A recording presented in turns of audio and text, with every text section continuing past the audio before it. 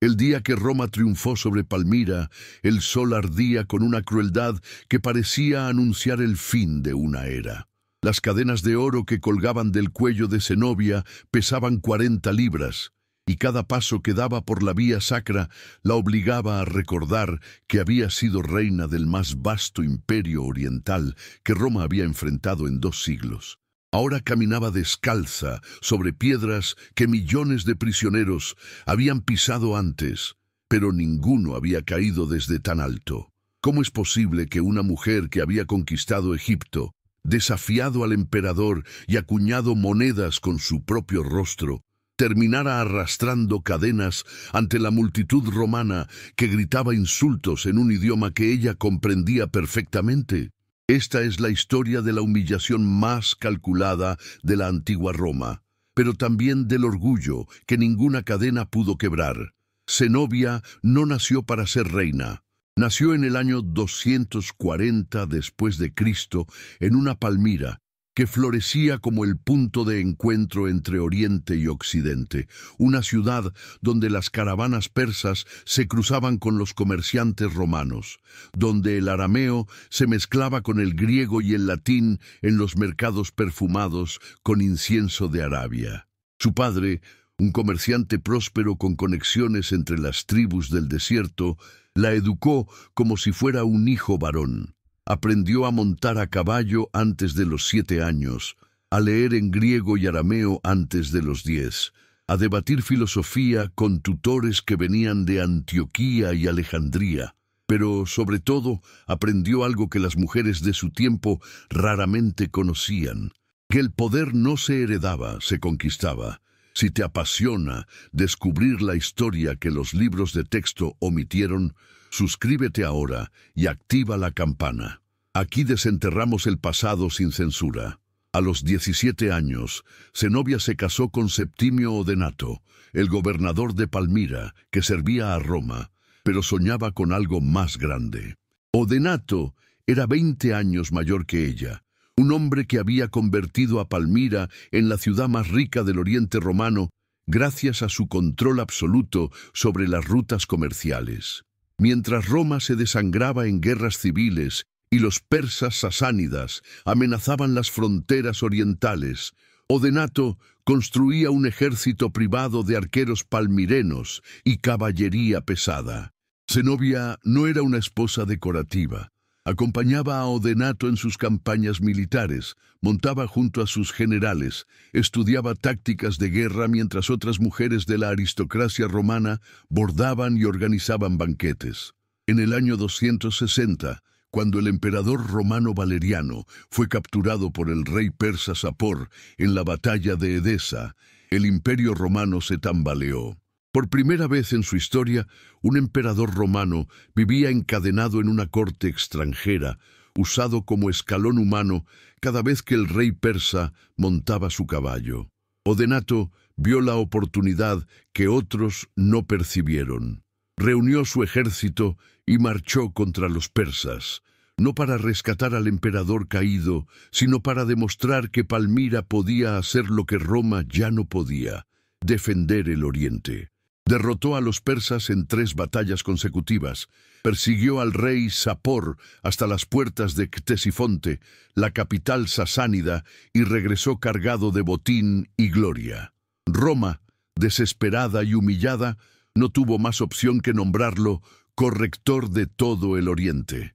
Odenato se convirtió en el gobernante de facto de la mitad oriental del Imperio Romano, y Zenobia en la mujer más poderosa de esa mitad del mundo conocido. Pero el poder construido sobre oportunismo se sostiene sobre cimientos frágiles.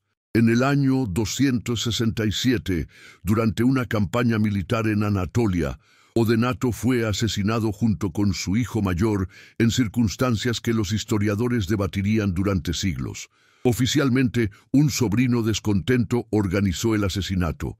Extraoficialmente, los rumores apuntaban en todas direcciones. Los persas que querían venganza, Roma que temía un gobernante oriental demasiado poderoso, o la propia Zenobia que necesitaba eliminar al hijo mayor de Odenato para asegurar el trono para su propio hijo, Babalato, un niño de apenas 2 años. ¿Asesinó Zenobia a su esposo? Nunca lo sabremos con certeza, pero lo que sí sabemos es que actuó con una velocidad que sugería preparación. En cuestión de semanas, Zenobia se declaró regente en nombre de su hijo y asumió el control total del ejército palmireno. Los generales que podrían haber objetado fueron recompensados con riquezas o reemplazados silenciosamente. Los gobernadores romanos de las provincias orientales recibieron cartas corteses, pero firmes. Palmira seguía siendo leal a Roma, pero Zenobia ahora hablaba por el emperador en Oriente, y durante 3 años Roma aceptó esta ficción porque tenía problemas más urgentes. El emperador Galieno luchaba contra usurpadores en Europa. Las fronteras del Danubio colapsaban bajo las invasiones bárbaras, y la economía romana se hundía en una inflación devastadora. Mientras Roma se desintegraba, Zenobia construía un imperio.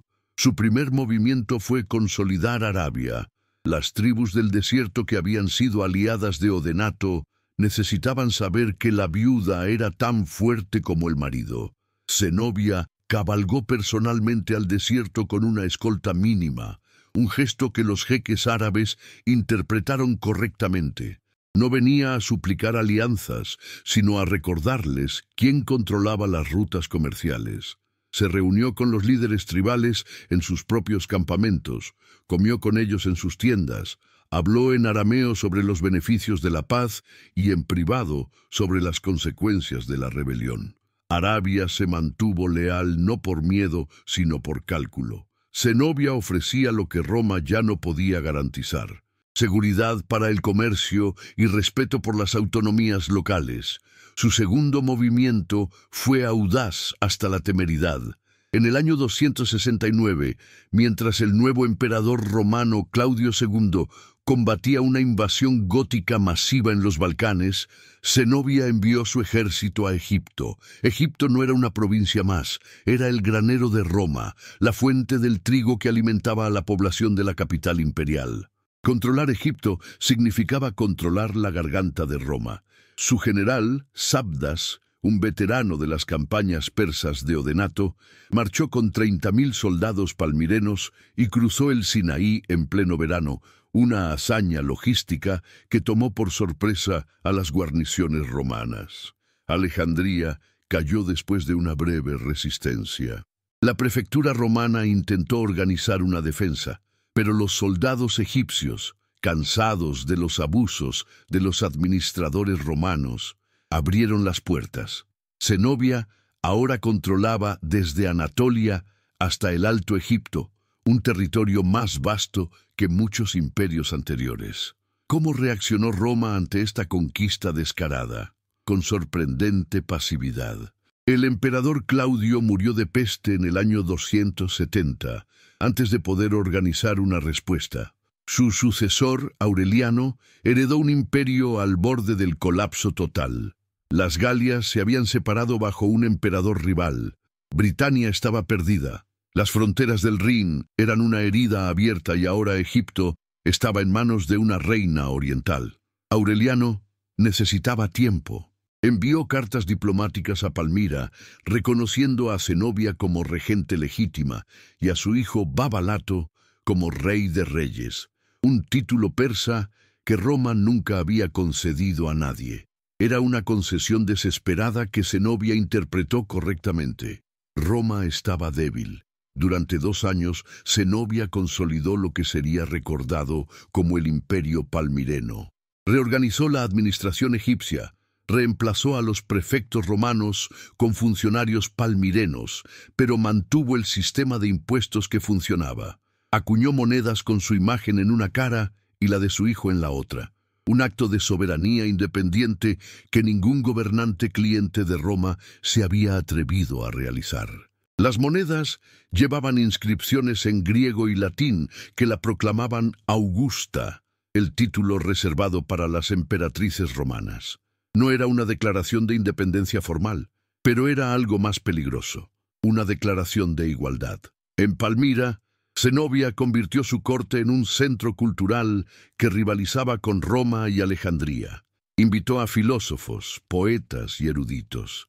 El más famoso fue Casio Longino, un filósofo neoplatónico que se convirtió en su consejero principal y posiblemente en su amante, aunque las fuentes antiguas nunca fueron claras sobre la naturaleza exacta de su relación. Longino convenció a Zenobia de que su imperio no podía sostenerse solo con fuerza militar. Necesitaba legitimidad cultural. Bajo su influencia, Zenobia comenzó a presentarse como heredera de Cleopatra, la última gran reina de Oriente que había desafiado a Roma. Adoptó vestimentas que mezclaban la moda romana con elementos egipcios y persas. Aprendió egipcio antiguo para poder hablar con los sacerdotes de los templos que controlaban gran parte de la riqueza de Egipto. Estamos documentando cada detalle de este conflicto. Si valoras este nivel de profundidad que no encuentras en otros canales, dale un like y únete a nuestra comunidad. Pero Zenobia cometió un error fatal. En el año 271, sus ejércitos invadieron Anatolia Occidental, territorio que Roma consideraba inviolable. No fue una invasión para defenderse de una amenaza persa, ni una operación limitada para proteger rutas comerciales. Fue una conquista abierta de provincias que habían sido romanas durante 4 siglos. Las ciudades de Ancira, Calcedonia y finalmente la propia Bizancio cayeron ante los arqueros palmirenos. Zenobia ahora controlaba el estrecho del Bósforo, la arteria vital entre Europa y Asia. Había cruzado una línea invisible que incluso en la debilidad extrema Roma no podía permitirse ignorar. Aureliano había pasado esos 2 años restaurando el orden en Europa con una brutalidad metódica. Derrotó a los alamanes en Italia, reconquistó las Galias, restauró la disciplina en las legiones que habían pasado décadas saqueando en lugar de luchar. Roma todavía no era el imperio invencible de Trajano, pero ya no era el estado fallido de la década anterior, y Aureliano era un emperador diferente. Hijo de campesinos ilirios, había ascendido por puro mérito militar en un ejército que ya no respetaba la aristocracia senatorial. Era implacable, pragmático, y entendía que un imperio que no podía defender Egipto no era un imperio en absoluto. En la primavera del año 272, Aureliano marchó hacia el este con 50.000 legionarios veteranos. No envió ultimátums ni negociadores. Zenobia entendió el mensaje. Reunió su ejército en Antioquía, la gran ciudad siria que había sido romana durante 3 siglos, pero que ahora respondía a Palmira. Sabdas, su general, desplegó 70.000 soldados, una fuerza que superaba numéricamente a los romanos. La caballería palmirena era legendaria. Catafractos cubiertos de armadura de escamas que podían destrozar formaciones de infantería, y arqueros montados que disparaban flechas mientras galopaban, una táctica aprendida de los partos que había humillado a Roma en Carras 3 siglos antes. La batalla de Antioquía comenzó al amanecer del 28 de abril del 272.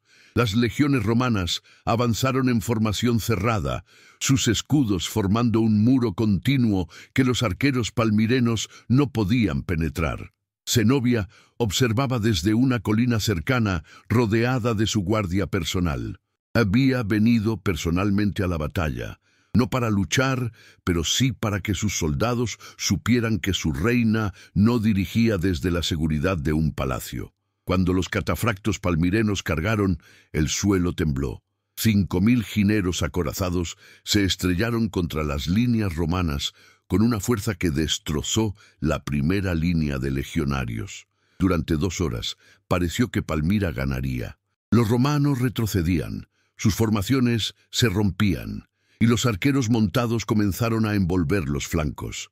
Pero Aureliano había aprendido de las derrotas romanas anteriores contra la caballería oriental. Había entrenado a sus legionarios en una táctica desesperada: fingir el colapso para atraer a los catafractos demasiado profundo en sus líneas. Cuando los jinetes palmirenos penetraron el centro romano, Las alas legionarias se cerraron detrás de ellos como mandíbulas. Los catafractos, envueltos por todos lados, no podían maniobrar. Sus armaduras que los habían protegido ahora los convertían en blancos inmóviles. En 30 minutos de matanza desesperada, la élite de la caballería palmirena fue aniquilada.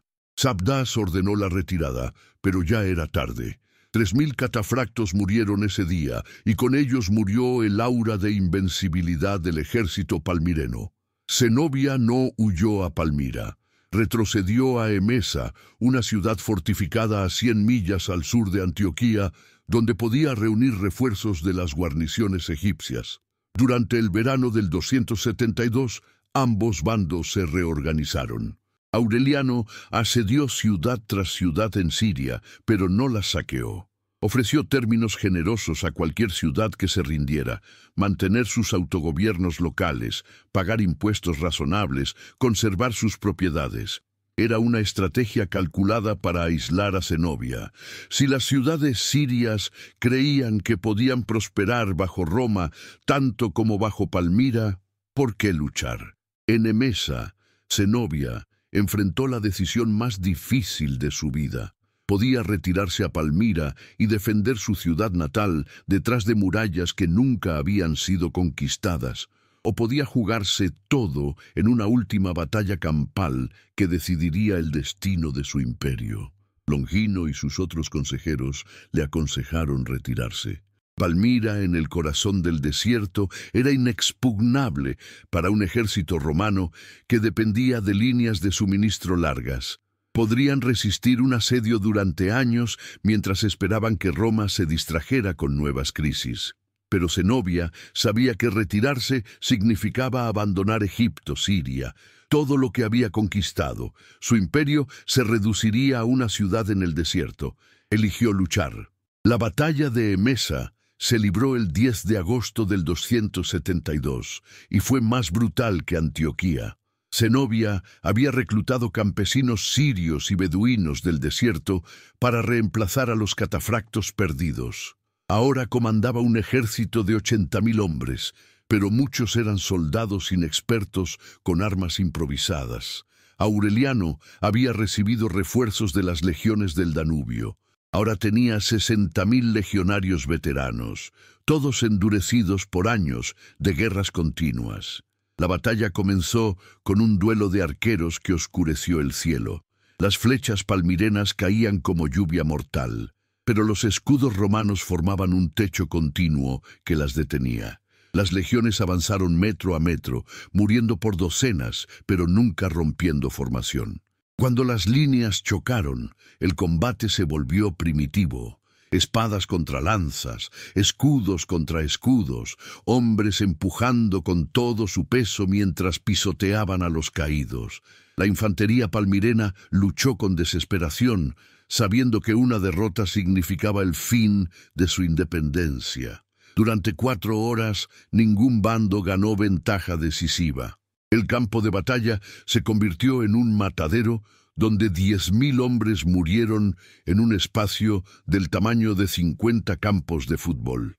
Zenobia, montada en un caballo negro, cabalgó entre sus tropas gritando órdenes en arameo, su voz cortando el caos de la batalla. No era teatro. Los soldados palmirenos luchaban más ferozmente cuando podían ver a su reina entre ellos. Pero el entrenamiento superior de las legiones finalmente prevaleció. Las líneas palmirenas comenzaron a doblarse, luego a romperse. Sabdas ordenó a la caballería restante cargar en un último intento desesperado de matar a Aureliano, pero los jinetes romanos los interceptaron. Cuando el sol comenzó a ponerse, el ejército palmireno se desintegró. Los soldados que podían corrían hacia el este, hacia el desierto, hacia cualquier lugar que no fuera ese campo empapado de sangre. Zenobia no huyó inmediatamente. Se quedó hasta que Sabdas le suplicó que escapara mientras todavía era posible.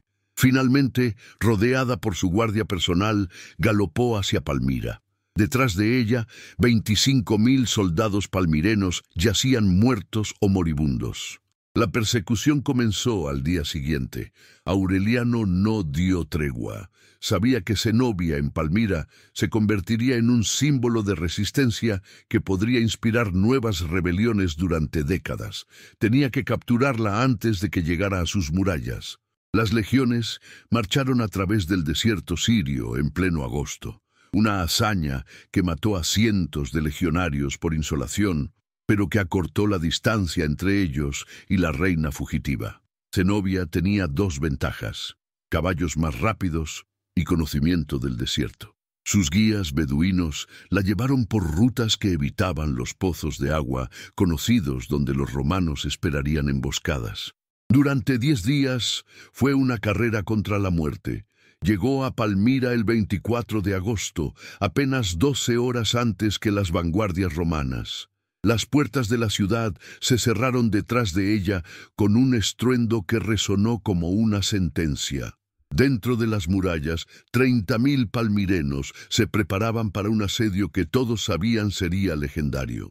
Palmira había resistido ejércitos persas, había sobrevivido sequías, había prosperado durante 5 siglos en el centro del desierto más hostil del mundo. Sus murallas de piedra caliza tenían 30 pies de altura y 10 pies de grosor. Sus pozos alcanzaban acuíferos profundos que nunca se secaban. Sus almacenes contenían grano suficiente para 3 años. Pero todos esos números se volvían irrelevantes ante una pregunta simple: ¿cuánto tiempo podía Roma permitirse mantener legiones en el desierto? Aureliano estableció su campamento a 1 kilómetro de las murallas, justo fuera del alcance de los arqueros palmirenos. No intentó un asalto inmediato. En cambio, comenzó la rutina metódica de un asedio profesional. Sus legionarios cavaron trincheras, construyeron torres de asedio, desviaron los caminos que traían suministros a la ciudad, pero el mayor problema de Aureliano no era militar, era logístico. Sus legiones necesitaban agua y comida en medio de un desierto donde cada gota y cada grano tenía que ser transportado desde Siria. Las caravanas de suministros eran atacadas constantemente por beduinos leales a Zenobia. El calor del desierto mataba más soldados romanos que cualquier flecha palmirena. Dentro de Palmira, Zenobia enfrentaba su propio dilema. Podía resistir durante años, pero ¿para qué? Su imperio había desaparecido. Egipto ya había sido retomado por Roma. Las ciudades sirias habían abierto sus puertas a Aureliano. Anatolia estaba perdida. Palmira era todo lo que quedaba, una ciudad magnífica pero aislada en el desierto. Sus consejeros estaban divididos. Longino argumentaba por la resistencia total, convertir a Palmira en un símbolo que inspirara futuras rebeliones contra Roma. Sabdas, pragmático hasta el final, sugería negociar, ofrecer la rendición a cambio de autonomía limitada, salvar vidas en lugar de sacrificarlas por un simbolismo vacío. Durante 3 meses, el asedio continuó sin progreso visible. Los palmirenos lanzaban ataques nocturnos que mataban docenas de romanos antes de retirarse detrás de las murallas. Los romanos construían rampas de asedio que los defensores quemaban con aceite hirviendo. Era un estancamiento sangriento, donde ambos bandos sangraban pero ninguno moría. Luego, en noviembre, llegaron noticias que cambiaron todo. El emperador persa, viendo a Roma distraída en Oriente, movilizaba ejércitos hacia las fronteras de Mesopotamia. Aureliano enfrentaba la pesadilla estratégica de todo comandante, una guerra en 2 frentes. No podía permitirse quedarse en Palmira indefinidamente mientras los persas amenazaban. Necesitaba que este asedio terminara, y pronto. Ofreció términos a Zenobia a través de un emisario que cruzó las líneas bajo bandera de tregua. Eran términos que en cualquier otra circunstancia habrían sido generosos, rendición incondicional. Pero Zenobia y su hijo conservarían sus vidas y propiedades. Palmira mantendría su autonomía comercial, pero aceptaría una guarnición romana. No habría masacre ni saqueo. Aureliano solo quería que esta maldita guerra terminara para poder marchar contra los persas. La respuesta de Zenobia fue breve y devastadora. Rechazó los términos con una carta que se convertiría en leyenda. Las palabras exactas se perdieron en la historia, pero todas las fuentes antiguas coinciden en que comparó a Aureliano con los generales romanos que Cleopatra había seducido y destruido. Era un insulto calculado para enfurecer y funcionó. Aureliano ordenó un asalto total. Durante 3 días, las legiones romanas atacaron las murallas desde todos los ángulos simultáneamente. Las torres de asedio fueron empujadas contra las piedras, mientras miles de arqueros cubrían el avance.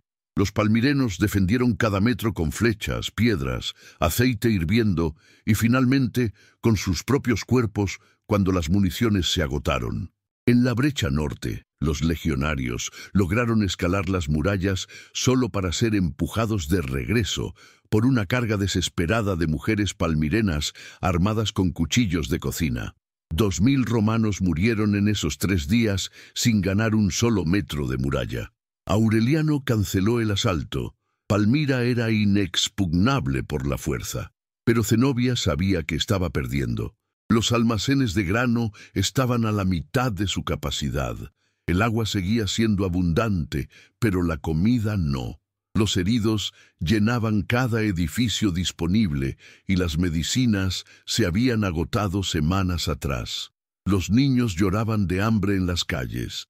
Las mujeres que habían defendido las murallas ahora pedían rendición en las plazas públicas.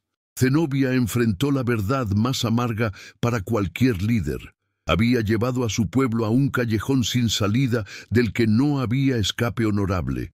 Tomó una decisión que los historiadores debatirían durante siglos. En lugar de rendirse, intentaría escapar, no por cobardía, sino por cálculo estratégico. Si podía llegar a Persia, podía pedir asilo al rey sasánida. Con apoyo persa, podría organizar una nueva invasión, reconstruir su ejército, volver con una fuerza que Roma no podría ignorar. Era una apuesta desesperada, pero era la única apuesta que le quedaba. En la noche del 10 de diciembre del 272, Zenobia se vistió con ropas de beduino, montó en un dromedario rápido y, acompañada por solo 3 guardias leales, salió de Palmira por una puerta secreta que pocos conocían. Cabalgó hacia el este, hacia el Éufrates, donde un barco la esperaría para llevarla río abajo hacia territorio persa. Pero Aureliano había colocado espías entre los beduinos del desierto. Alguien habló. Alguien siempre habla cuando hay suficiente oro de por medio. La caballería romana la persiguió a través del desierto en una cacería que duró 2 días. La alcanzaron a 20 kilómetros del río, tan cerca de la libertad que podía ver los árboles que marcaban la orilla. Los soldados romanos rodearon su pequeño grupo. No hubo lucha. Los guardias de Zenobia dejaron caer sus armas. Ella no suplicó ni intentó negociar. Descendió de su dromedario con la dignidad intacta y extendió sus muñecas para las cadenas. La historia no termina aquí. Asegúrate de estar suscrito para que YouTube te notifique inmediatamente cuando subamos la conclusión de esta saga. Parte 2. Cuando Zenobia fue capturada a orillas del Éufrates en diciembre del 272, las cadenas que le colocaron pesaban solo unas libras. Eran grilletes funcionales, diseñados para evitar su escape durante el largo viaje de regreso a través del desierto. Pero esas cadenas ligeras eran solo el comienzo. Aureliano había decidido algo durante los meses de asedio frustrado. Zenobia no sería simplemente ejecutada como una rebelde ordinaria.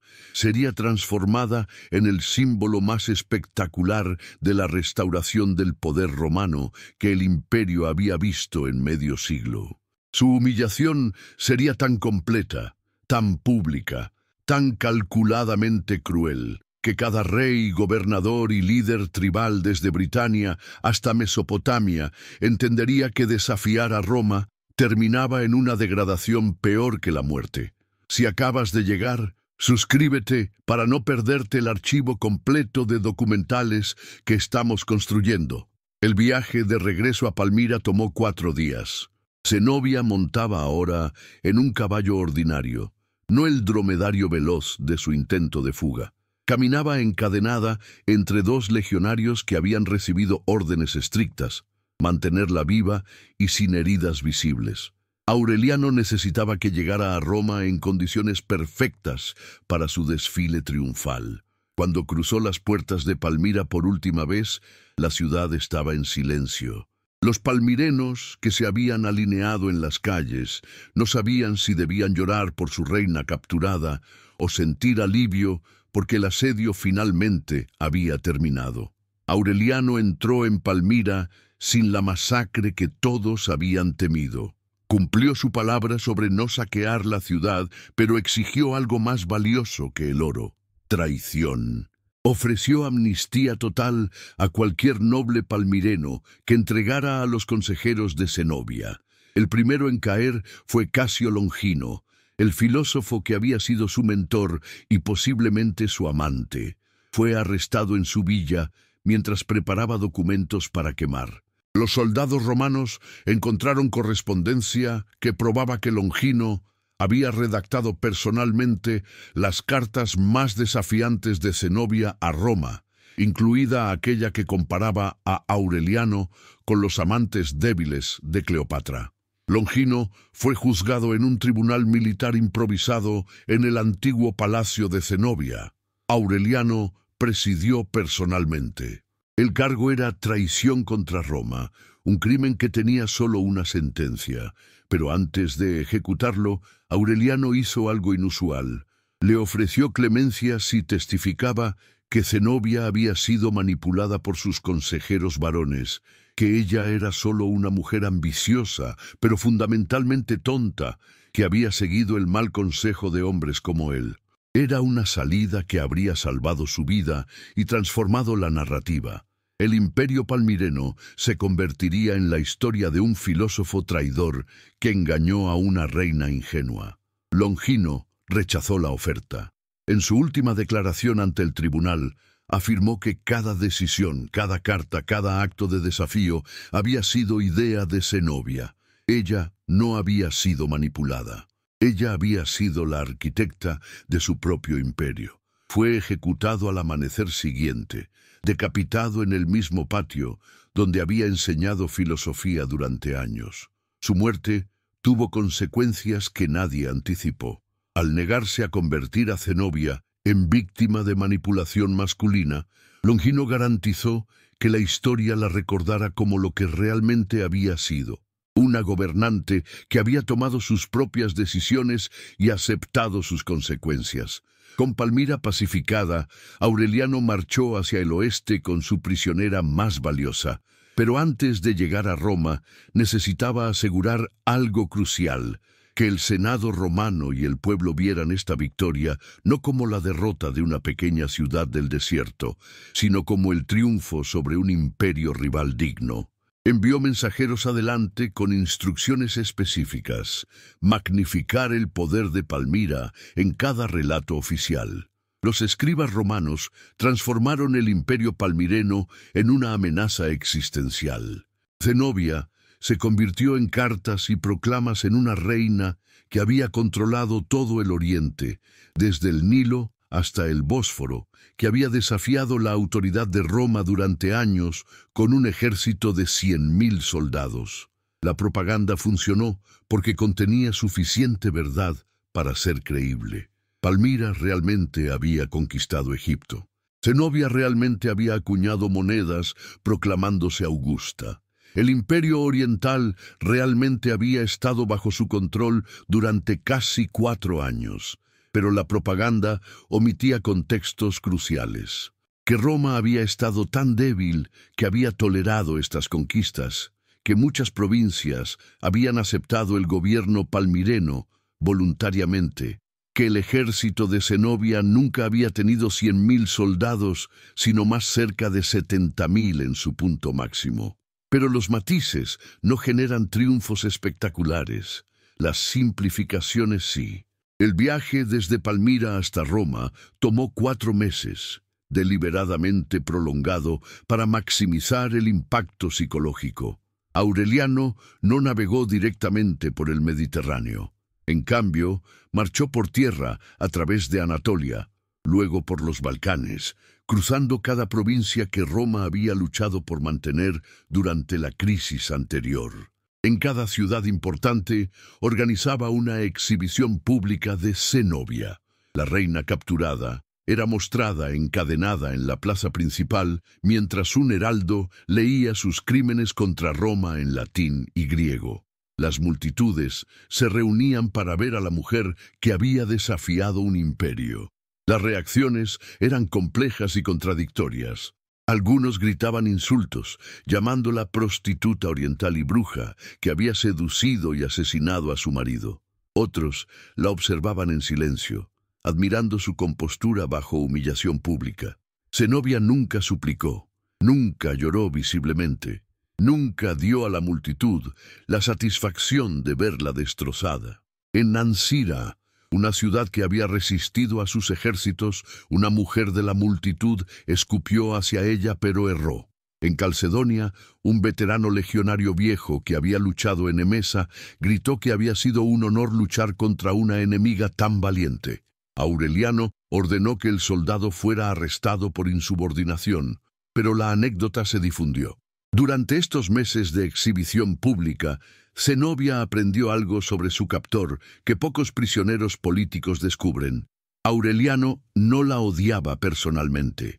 Para él, ella era una herramienta política, un símbolo necesario para restaurar el prestigio romano. En conversaciones privadas que las fuentes antiguas mencionan pero raramente detallan, Aureliano le explicó el trato implícito. Ella tendría que soportar la humillación del triunfo, caminar encadenada por Roma ante 1 millón de espectadores.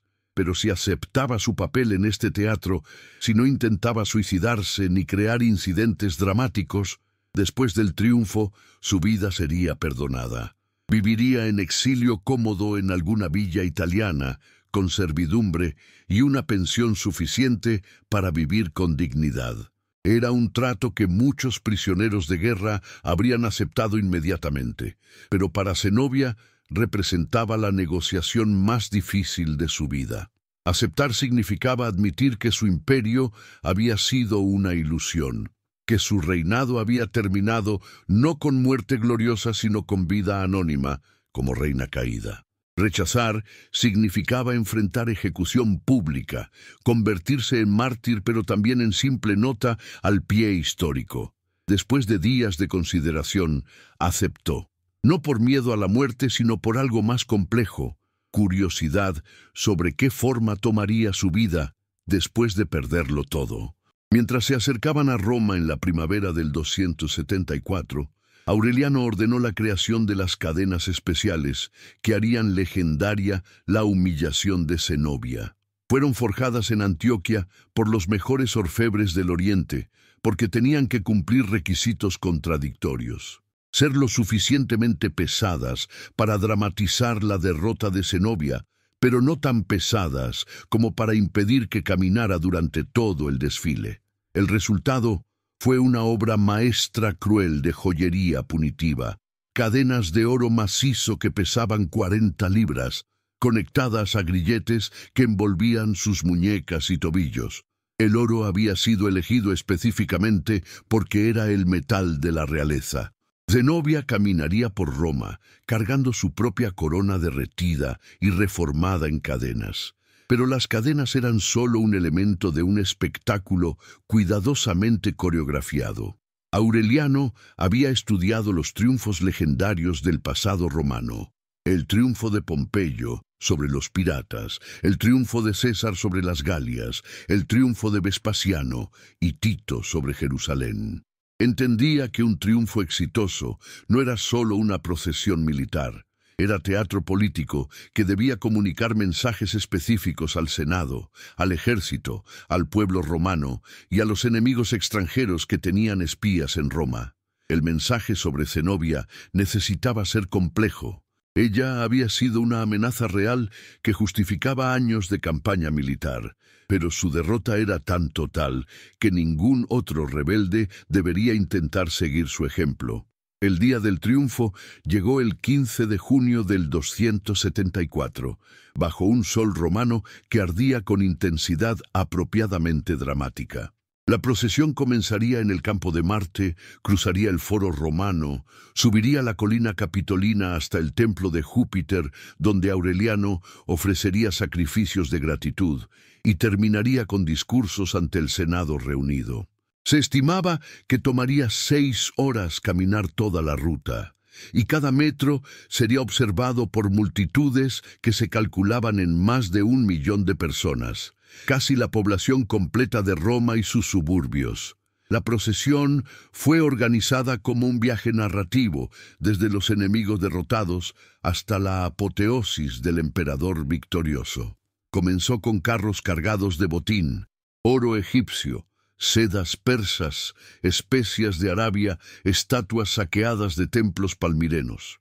Luego venían representaciones de las ciudades conquistadas, modelos arquitectónicos detallados de Alejandría, Antioquía y Palmira, hechos de madera pintada y llevados por esclavos.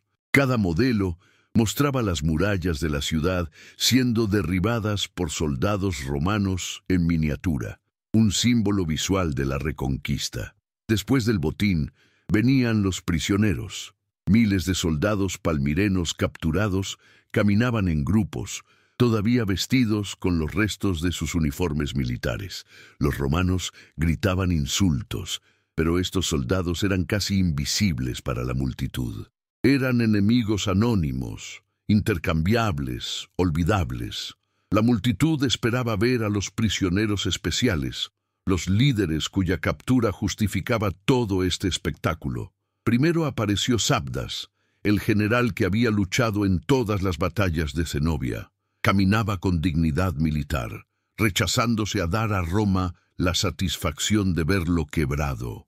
Detrás de él venían nobles palmirenos, funcionarios egipcios, gobernadores sirios, todos los hombres que habían administrado el imperio palmireno. Y luego, después de una pausa calculada para construir anticipación, apareció Zenobia. El rugido de la multitud fue ensordecedor, 1 millón de voces gritando simultáneamente insultos, curiosidades, asombros. Zenobia caminaba descalza sobre las piedras de la vía sacra, cada paso un acto de voluntad contra el peso de las cadenas de oro. Había sido vestida con las ropas de ceremonia que había usado como reina, una túnica púrpura bordada con hilos de oro, una capa que arrastraba detrás de ella, joyas que colgaban pesadamente de su cuello y brazos. No era accidental. Aureliano había ordenado específicamente que fuera vestida como reina para que su humillación fuera más completa. Caminaría por Roma como reina derrotada, no como prisionera anónima. Las cadenas de oro conectaban sus muñecas a una barra horizontal que la obligaba a mantener sus brazos extendidos, crucificada sin cruz. De esa barra colgaban cadenas adicionales que terminaban en sus tobillos, limitando cada paso a medio metro. Caminar era posible, pero cada movimiento requería coordinación cuidadosa para no tropezar con sus propias cadenas. Había sido diseñado para que pareciera siempre al borde del colapso sin permitirle realmente caer. Pero lo más cruel era que no caminaba sola. 4 esclavos la acompañaban, 2 a cada lado, sosteniendo postes conectados a sus cadenas. No era apoyo, era humillación adicional. Estos esclavos garantizaban que Zenobia no pudiera controlar ni siquiera su propio ritmo de marcha. Ellos determinaban cuándo avanzaba, cuándo se detenía, cuándo giraba. Una reina que había comandado ejércitos ahora no podía dar un paso sin permiso implícito de esclavos anónimos. Y estos esclavos habían sido elegidos específicamente. Eran etíopes de piel muy oscura, porque los organizadores romanos sabían que el contraste visual entre la reina de piel clara y sus acompañantes de piel oscura sería más memorable para la multitud. Detrás de Zenobia caminaba su hijo Babalato. Tenía 7 años, lo suficientemente mayor para entender que estaba siendo humillado, pero demasiado joven para comprender por qué. Había sido vestido con una toga miniatura romana, transformado de príncipe oriental en romano en proceso de asimilación. Caminaba sin cadenas porque Aureliano había calculado que encadenar a un niño ofendería incluso a las multitudes romanas más sedientas de sangre.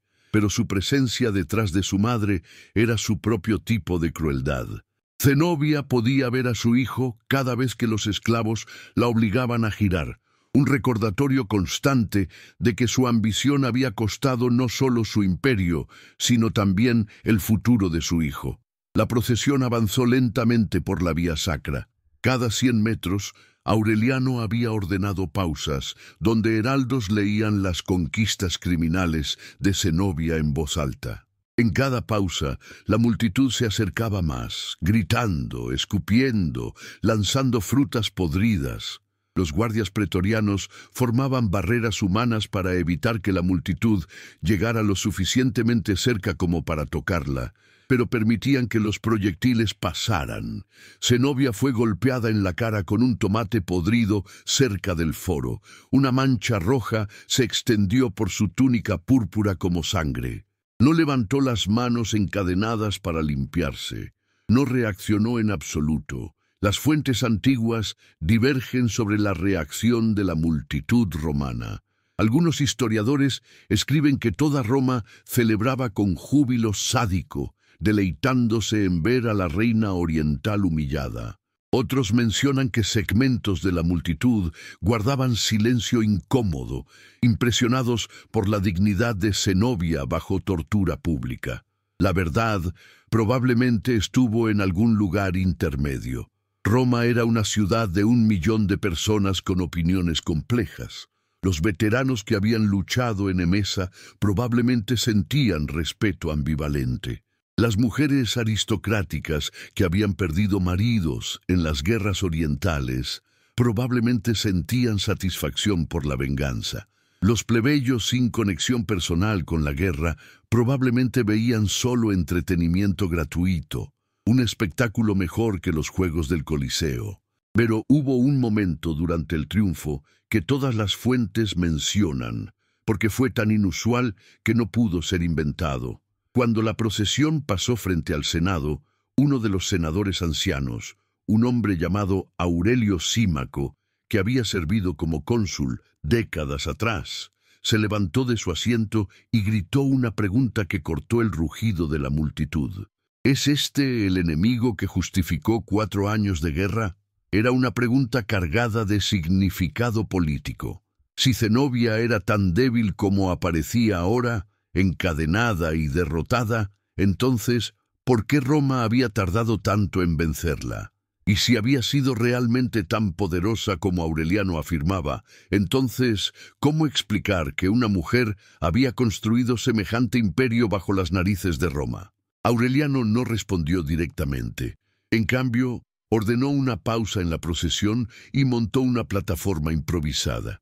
Dio un discurso que los historiadores transcribirían porque abordaba directamente la ansiedad masculina romana sobre ser derrotado por una mujer. Argumentó que Zenobia era excepcional precisamente por su género femenino. No luchamos contra una mujer ordinaria, proclamó. Luchamos contra una mujer que tenía la astucia de Cleopatra, la crueldad de Semíramis y la ambición de Alejandro. Si un hombre hubiera poseído estas cualidades y hubiera logrado lo que ella logró, habríamos erigido estatuas en su honor. Que ella fuera mujer hace su derrota aún más notable. Era una lógica retorcida pero efectiva. Elevaba a Zenobia para elevar su propia victoria, pero lo hacía de una manera que preservaba las jerarquías de género romanas.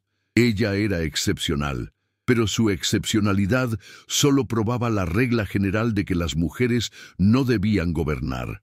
La multitud rugió su aprobación. Algunos senadores parecían menos convencidos, pero ninguno objetó públicamente. Zenobia escuchó todo esto de pie a 30 metros de distancia, sus cadenas brillando bajo el sol de mediodía.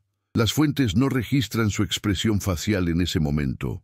Uno desearía saber si sintió rabia, resignación o alguna emoción más compleja. La procesión continuó hacia la colina capitolina. El ascenso final fue el más difícil físicamente. Las escaleras del templo de Júpiter eran empinadas, diseñadas así intencionalmente para que trepar hasta la cima sintiera como un logro espiritual. Para Zenobia, con 40 libras de cadenas, cada escalón era una tortura. Sus piernas temblaban. El sudor empapaba su túnica púrpura. En el escalón 27, sus rodillas se doblaron. Por primera vez en toda la procesión, pareció que colapsaría. Los esclavos que sostenían sus cadenas la jalaron hacia arriba, evitando su caída, pero creando la ilusión de que estaba siendo arrastrada. La multitud rugió. En la cima de las escaleras, Aureliano realizó el sacrificio ritual a Júpiter. 5 toros blancos fueron degollados, su sangre drenada en tazones de oro que el emperador levantó hacia el cielo mientras sacerdotes cantaban himnos de victoria.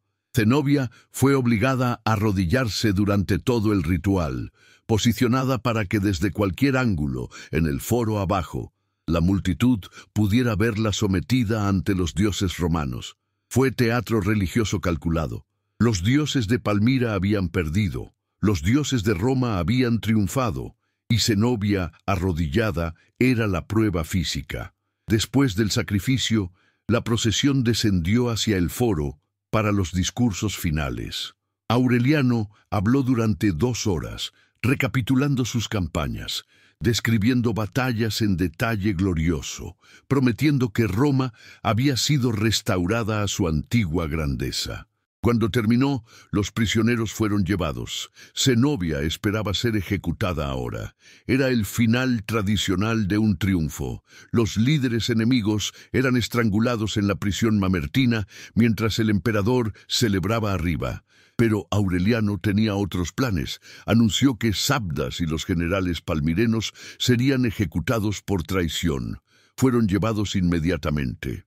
Las ejecuciones se realizaron fuera de la vista pública, pero el silencio inquietante que cayó sobre la multitud cuando los gritos se detuvieron indicaba cuándo había terminado.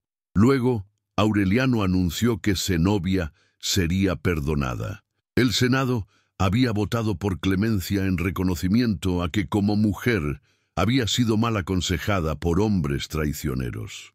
Viviría el resto de su vida en una villa en Tibur, a 20 millas de Roma, con una pensión modesta pero suficiente. Era la humillación final, disfrazada de misericordia. La ejecutaban, habría hecho de ella una mártir. El exilio cómodo la convertía en un objeto de lástima. Sería recordada no como la reina que había desafiado a Roma, sino como la mujer que había sobrevivido suplicando perdón. Y el pretexto del perdón, que había sido mal aconsejada por hombres, borraba su agencia. Las generaciones futuras creerían que Zenobia había sido solo una marioneta de Longino y otros consejeros varones, no la arquitecta de su propio imperio.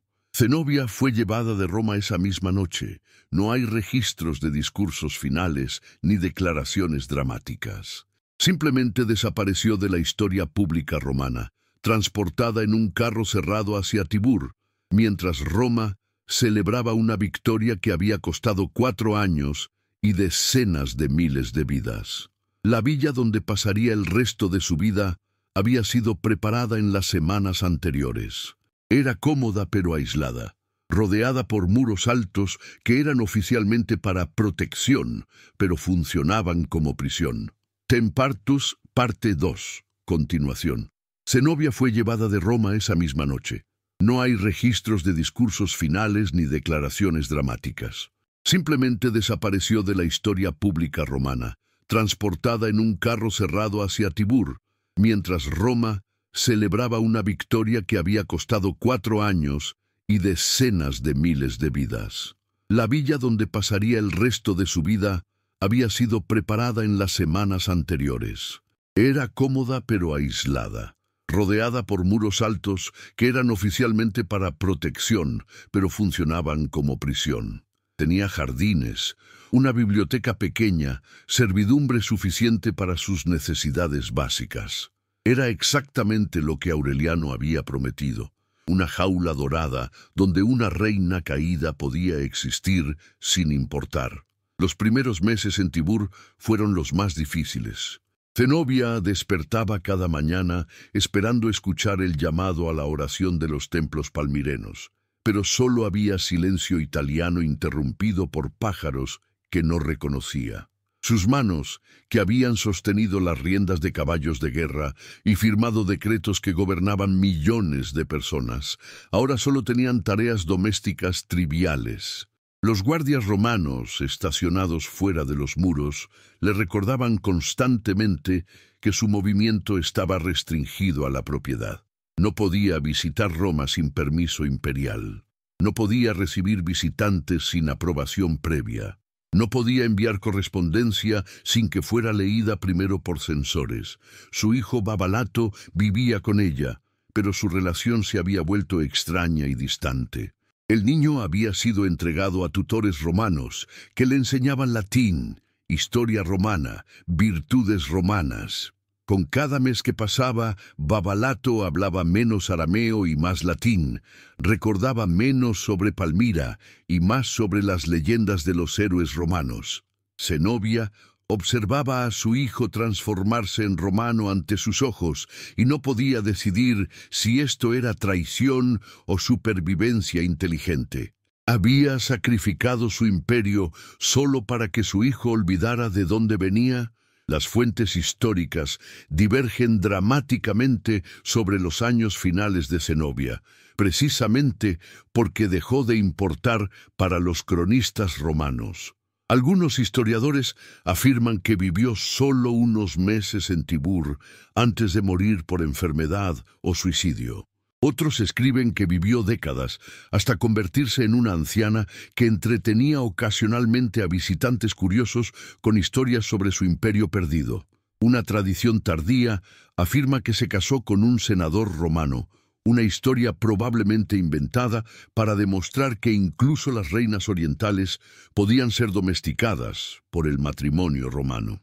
La verdad probablemente esté en registros burocráticos perdidos hace siglos. Lo que sabemos con certeza es que Palmira no desapareció inmediatamente después de la derrota de Zenobia. La ciudad continuó funcionando como centro comercial importante bajo administración romana durante algunos años. Pero en el año 273, apenas un año después del triunfo de Aureliano, Palmira se rebeló nuevamente. Un pariente distante de Zenobia, llamado Septimio Antíoco, se proclamó gobernante e intentó restaurar la independencia palmirena. Era una rebelión desesperada sin esperanza real de éxito, organizada por nobles que preferían muerte gloriosa sobre sometimiento permanente a Roma. Aureliano respondió con furia que no había mostrado durante el primer asedio.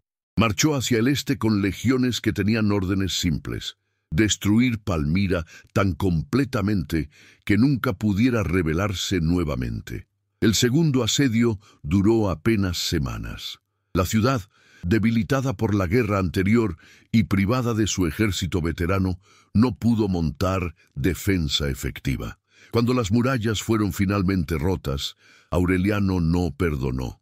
Ordenó una masacre sistemática de la aristocracia palmirena.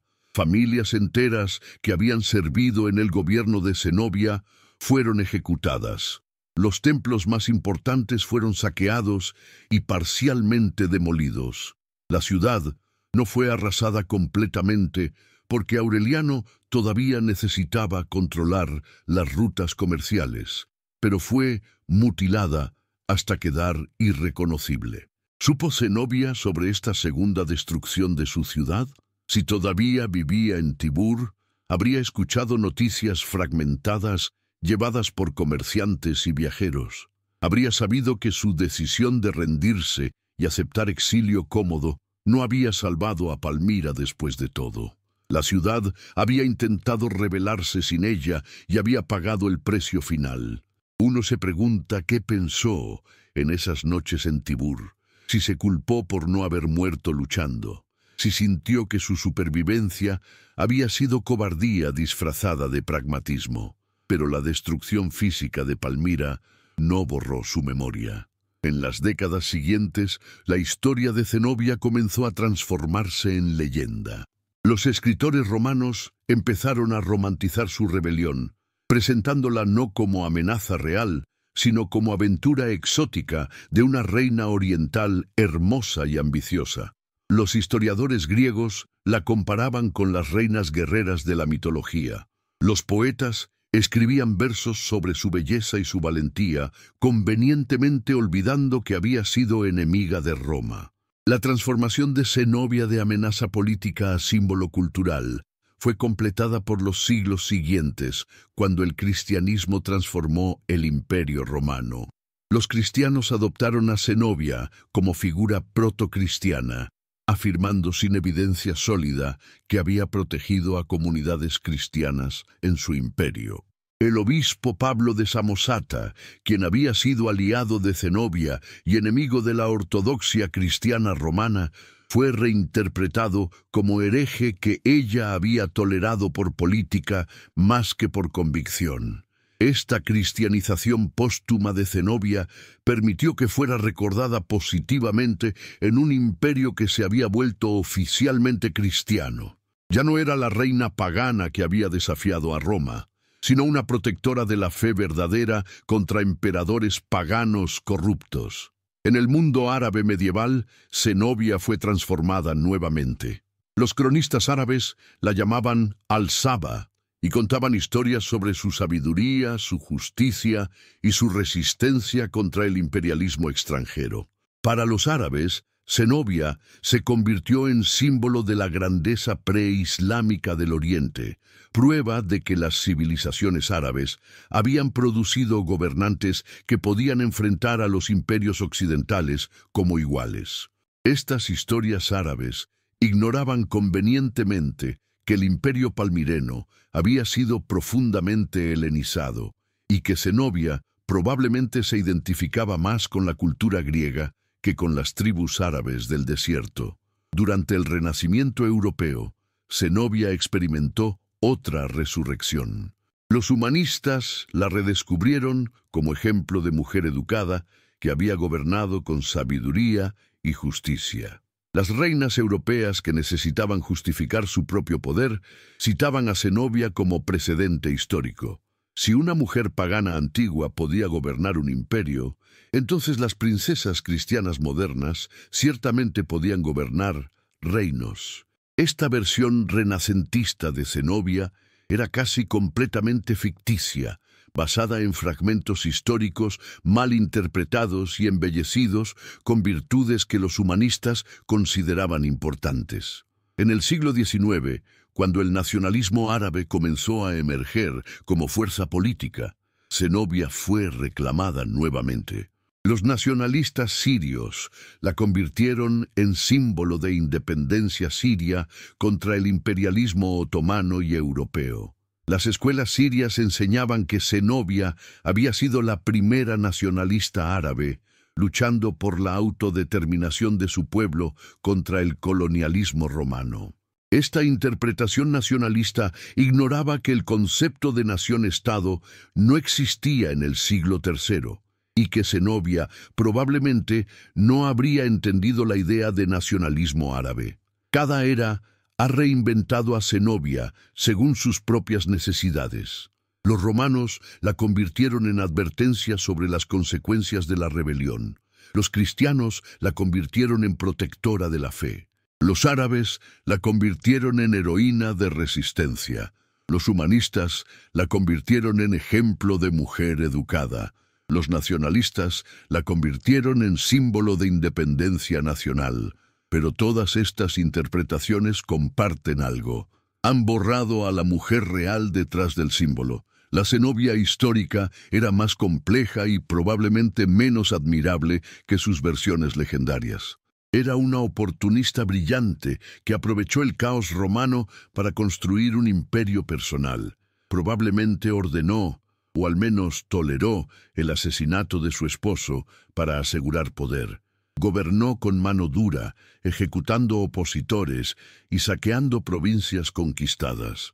No era feminista luchando por los derechos de las mujeres, ni nacionalista luchando por su pueblo. Era una gobernante ambiciosa en una era brutal, donde el poder se tomaba por fuerza y se mantenía con violencia, pero también era extraordinariamente capaz. Construyó un imperio que duró 4 años contra el estado más poderoso del mundo mediterráneo.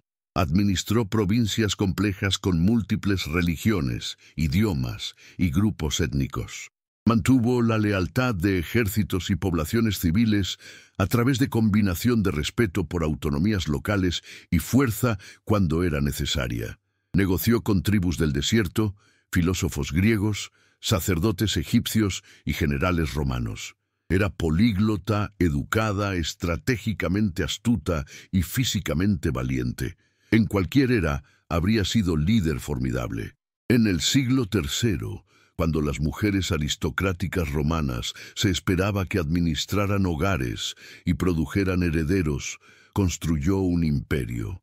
Y cuando ese imperio cayó, soportó humillación calculada para quebrarla con dignidad, que impresionó incluso a sus enemigos. Las cadenas de oro que pesaban 40 libras fueron diseñadas para hacer imposible mantener la compostura. El largo desfile por Roma, bajo insultos de millones, fue organizado para destruir su orgullo.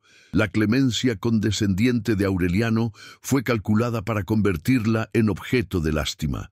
Pero Zenobia caminó por la vía sacra sin llorar, sin suplicar, sin dar a Roma la satisfacción de verla destrozada completamente.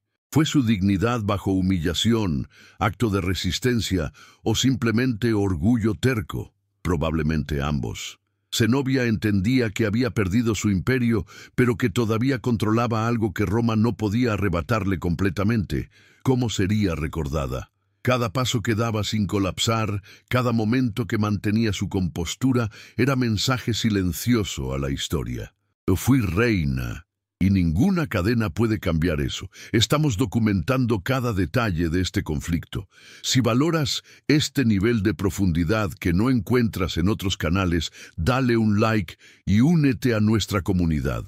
El legado material del Imperio Palmireno desapareció rápidamente. Las monedas de Zenobia fueron fundidas o escondidas. Los decretos oficiales fueron destruidos o sobrescritos con textos romanos. Los templos que había patrocinado fueron reasignados a cultos aprobados por Roma. Las estatuas erigidas en su honor fueron derribadas. Dentro de una generación, poco quedaba físicamente del imperio que había gobernado, pero la memoria demostró ser más difícil de borrar. Las ruinas de Palmira sobrevivieron milenios en el desierto sirio, silenciosos testigos de la grandeza que una vez había habitado ese lugar. Las columnas masivas, los templos parcialmente destruidos, el teatro donde Zenobia probablemente había presidido ceremonias, todos permanecieron como recordatorios de que hubo un momento cuando esta ciudad del desierto había desafiado a Roma y casi había triunfado. Viajeros árabes, peregrinos cristianos, comerciantes persas, todos pasaban por las ruinas y escuchaban historias sobre la reina que había construido un imperio. En tiempos modernos, Palmira se convirtió en sitio arqueológico que atraía académicos de todo el mundo. Las excavaciones revelaron la sofisticación de la ciudad antigua. Sistemas de agua complejos, murallas masivas, inscripciones en múltiples idiomas que documentaban el carácter cosmopolita del imperio de Zenobia. Pero en 2015, el Estado Islámico capturó Palmira y comenzó destrucción sistemática de las ruinas, considerándolas ídolos paganos que ofendían al Islam. Los templos que habían sobrevivido guerras romanas, conquistas árabes, terremotos y siglos de abandono fueron volados con explosivos en cuestión de semanas. La destrucción moderna de Palmira añade capa final de tragedia a la historia de Zenobia. No solo su imperio fue destruido, No solo su ciudad fue mutilada por Roma, sino que incluso las ruinas que testimoniaban su existencia fueron borradas por fanáticos que rechazaban todo lo anterior al Islam. Es como si la historia misma hubiera conspirado para eliminar toda evidencia física de que Zenobia había existido. Y sin embargo, su historia persiste. Persiste en textos históricos fragmentarios escritos por romanos que la odiaban pero no podían ignorarla. Persiste en leyendas árabes que la convirtieron en heroína. Persiste en obras de arte renacentistas que imaginaban su belleza y su tragedia. Persiste en discursos de feministas modernas que la citan como ejemplo de poder femenino. Persiste porque toca algo universal en la experiencia humana. La ambición que alcanza demasiado alto, el orgullo que rechaza someterse, la dignidad que persiste incluso en derrota total. La humillación de Zenobia en Roma fue diseñada para ser la palabra final sobre su vida.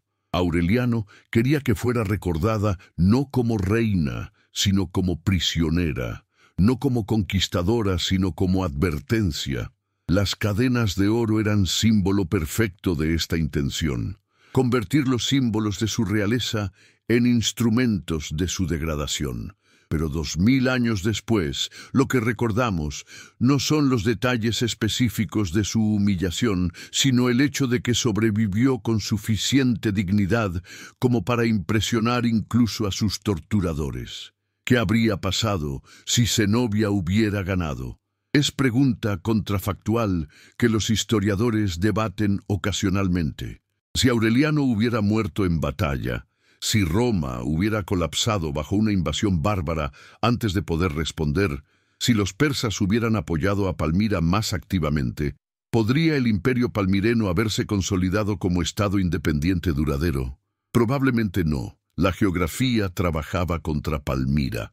Un imperio basado en el desierto sirio dependía completamente del comercio de larga distancia, y ese comercio dependía de paz entre los imperios vecinos.